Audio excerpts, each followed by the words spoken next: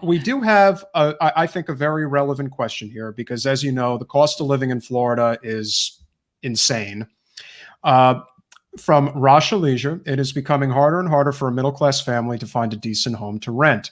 Rent is too high. Credit score requirements are ridiculous. How can we change that? Obviously, I think if you can hang out a little bit longer, I do have a couple of topics I would like to, rapid fire on. But obviously, initially, if you have any thoughts on that, we'd love to hear it. Yeah, the rent is too damn high. I mean, the gentleman up in New York, he said it best. And we have to figure out a way to bring the rent down. Where I am in Highlands County, the business community, downtown Sebring, I believe 80% of those businesses have gone away. It's like a ghost town downtown. One of the reasons they have gone away is because the rent is just too high. I have seen people get evicted out of their homes and have to relocate to other states because the rent is too high. One of the things that we could do to help renters and homeowners, for that matter, is we really need to start looking at these concepts like universal basic income to help offset some of these expenditures that people are receiving. When you think about the 33 developed nations around the world, most of them have some form of a universal basic income for its citizens. And as with America being the superpower, with America being the greatest nation with the largest economy on earth, we should be able to figure out a way so that each and every citizen would be able to have some type of universal basic income so that they can not be in a situation where they're having to get evicted out of their apartments or get foreclosed on, because we do have a lot of taxes in this country, but a lot of our tax dollars are going towards things that are what I would consider wasteful spending, like our military, well, not military, our defense budget. It's not defense. It hasn't been defense in years. That's an offensive. It's an offensive budget. That's what it is. It's literally and figuratively offensive. Because here's the reality of that. We spend more money in defense than every country in the world with the military combined. And if we were to cut our defense budget in half, we would still be spending more money than every country in the world with the military combined. But the majority of our defense budget does not actually go towards our military or our veterans. It's going towards those companies that you talked about earlier, for-profit contracting firms, the Lockheed Martins, the Raytheons.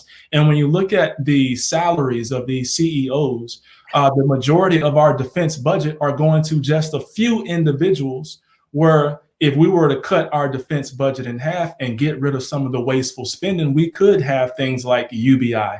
We could have things like universal health care. But we have to look at, better ways of spending our tax dollars so that we don't end up with people like Rasha and people like her that are concerned with how they're going to pay their rent. And so, those are some of my ideas on how we can do it. Our good friend and volunteer coordinator, Melissa Spence, who lives in Orlando, says $1,750 on average for a 2-bedroom home in Orlando. That is not sustainable. It is not. No. I like to call it the economic trifecta: living wage, universal basic income, and federal, and economics, okay. And a federal jobs guarantee. And if you haven't had the chance to read Modern Monetary Theory or read up on it, I highly recommend the book, The Deficit Myth by Stephanie Kelton. I just finished it. We just had on Fadel Kaboub. He is somebody who's part of Brand New Congress, the site that Jen was a part of. Modern monetary theory is definitely, I mean, you've heard of that. I'm sure you've heard of it, but it's, when we talk about we can't have nice things because our money is somewhere else, that isn't even necessarily related. And yet we still shouldn't be having all our money, to be killing poor brown people in other countries. Like, that's just should not be the priority. Yeah. Even if we could afford it all, even if we could afford to do that and do all the things we want to do, I'm still against the amount of money we spend to offensively attack, sanction other people in American imperialism. And I think you bring up a great point about how it really is just about getting out the message. And the more you just talk about the message, because I guarantee that the biggest negative that people probably say about you when you're campaigning is that you're in the Democratic Party.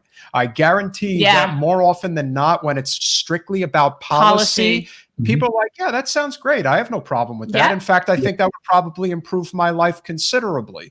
So this whole like two-party duopoly issue that we're battling here, I think is probably our biggest hurdle. Do you, as we wind down? Well, this, for certain with campaigning, and for certain with making bridges and building coalitions, when we live in a state like Florida that is not just a duopoly but closed primaries, it makes it so difficult because it isn't just a matter of somebody agreeing with your policy. Right now, depending on if you have a primary challenger or not, they have to register as a Democrat. We have so many additional hoops because of the duopoly that make it hard to campaign on policy. But do you find that that is your biggest hurdle when it comes to, let's say, convincing somebody to support you? Would you say that that is the number one issue? Yeah, I mean, across the board, across the country, that is the biggest hurdle for Democrats, and that is to get from up under the branding of the Republican Party. And so I said it earlier, and that is we will engage in a branding campaign that rebrands who we are as Democrats. But you said it also, when you start talking policy, not political rhetoric and speaking points, but actual policy, I fundamentally believe that we have more in common than not. Because when we start talking about Social Security, most Republicans and most Democrats will agree that if they have worked 40 years of their life, when it comes time to draw Social Security, they want that money there. But if we can let them understand that it is Republican leaders that's trying to take away the very thing that we all want, then we start to find common ground. Yeah. We start talking about the issues, the policies, and how it directly impacts the people. I guarantee you, we have more in common than not. And there's at least 55,000 different issues. And out of 55,000 different issues, we're gonna have more in common than we don't. Yeah, and honestly, if you don't have somebody who challenges you in the primary, really a lot of this stuff isn't going to be an issue in a general election anyway, because he's not going to have the issue that we have with that anyway. No, and I think, for the final time, we are speaking with Alan Ellison, who ran for Congress in Florida's 17th Congressional District. He is running to be the Democratic nominee for the U.S. Senate in the state of Florida. He's running for Marco Rubio's seat, people. So little Marco is definitely running away, I guess you could say. Thanks for watching.